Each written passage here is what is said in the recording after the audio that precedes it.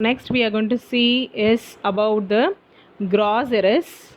So what is a gross error is same due to the carelessness of an observer. Because of the carelessness of an observer, if the error occurs, that also leads to this gross errors. So already we have seen with the carelessness of an observer in the personal error also. The personal error and the gross error are more or less the same, but here we have with a few conditions what are the things which is going to take place in this type of gross errors. So what are they is, first one is the reading of an instrument without setting it properly. So just consider here, this is the instrument which is not being set.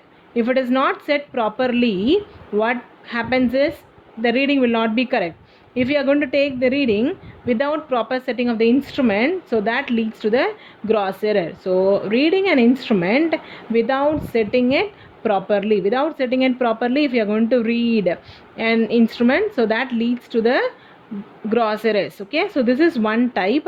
Then the next one what we are going to see here is taking the observation in the wrong manner. So what is this taking the observation in the wrong manner is, and without bothering the source of error. So the source of error is, which we have seen already, the types of errors such as personal errors, systematic errors, instrumental errors, and all this. Suppose if this instrument is not proper, this is a screw gauge, and this instrument, if it is not proper, and without considering with the instrument here, if you are going to take the observation, taking the observation without bothering the source of error, so in this instrument is not proper, which we know already, without even considering that this instrument is not proper, if you are going to take the readings, then that leads to the gross errors.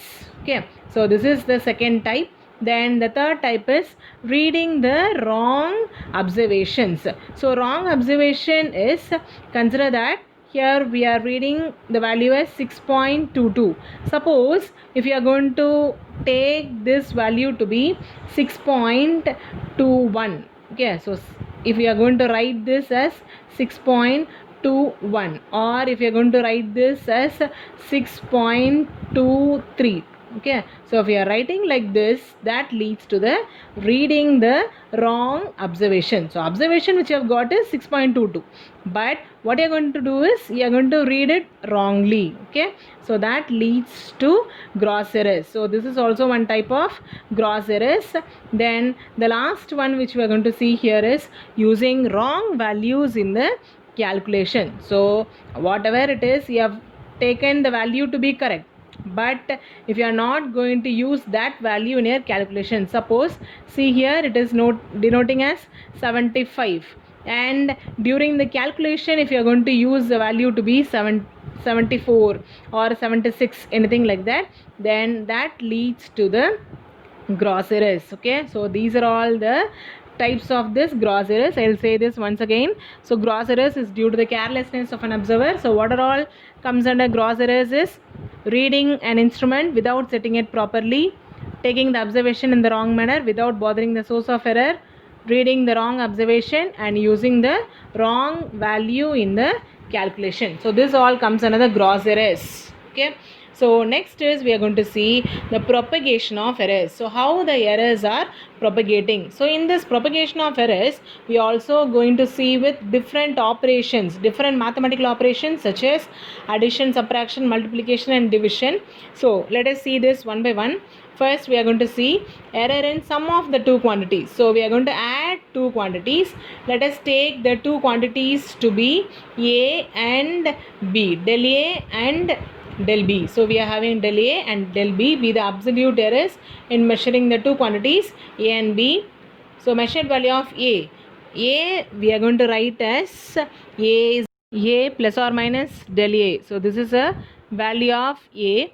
Then B is given by the same way, B is equal to B plus or minus del B. So these two equations are very important, because the same two equations you will be using for all the four things, that is sum, difference, multiplication and division, all the four will be using with these two types of equations. A, which is equal to A plus or minus del A, then B is equal to B plus or minus del B. Okay, then next one is we are going to have a term that is sum. Sum is adding of these two terms. So sum is A plus B. Next, this sum let us write as Z. Now Z is equal to Z plus or minus del Z. Here let us have one more equation to be written in this. Let us write the equation here to be Z is equal to Z, which is equal to A plus B. So this is the equation, Z is equal to A plus B. Now because of this A, we are going to write here as Z is equal, Z we are going to write as Z plus or minus del Z. Then instead of A, we are going to write as A plus or minus del A. And also instead of B, we are going to write as B is equal to B plus or minus del B. Yes.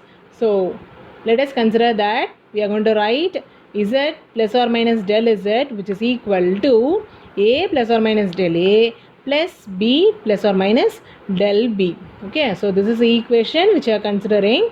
Now from this we are also going to have the other equation.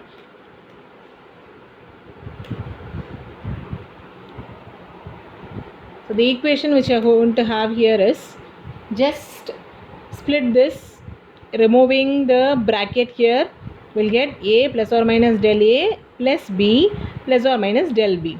Just take this equation. Now split this A and B separately. Next del A and del B separately we are going to write. So how we are writing is, so first step as it is.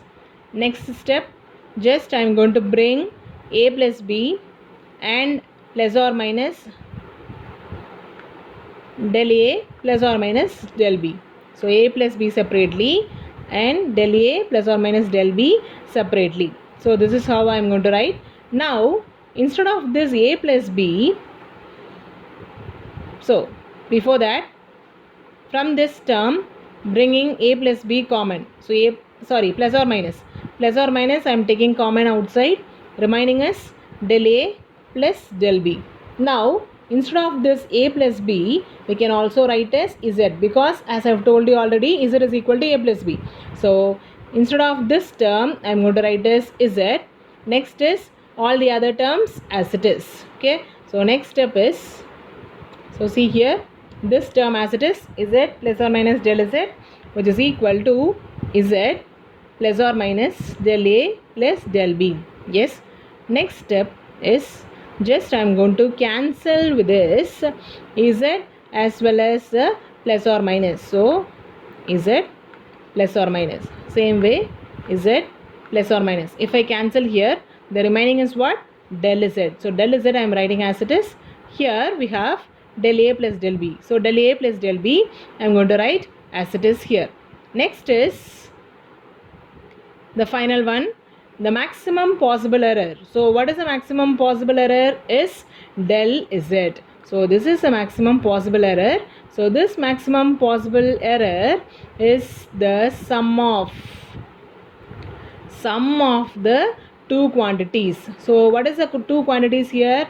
Del A and del B, and that is equal to the sum of individual quantities. So maximum possible errors in sum of the two quantities is equal to the sum of the individual quantities. So this is about the propagation of errors due to the sum of two quantities.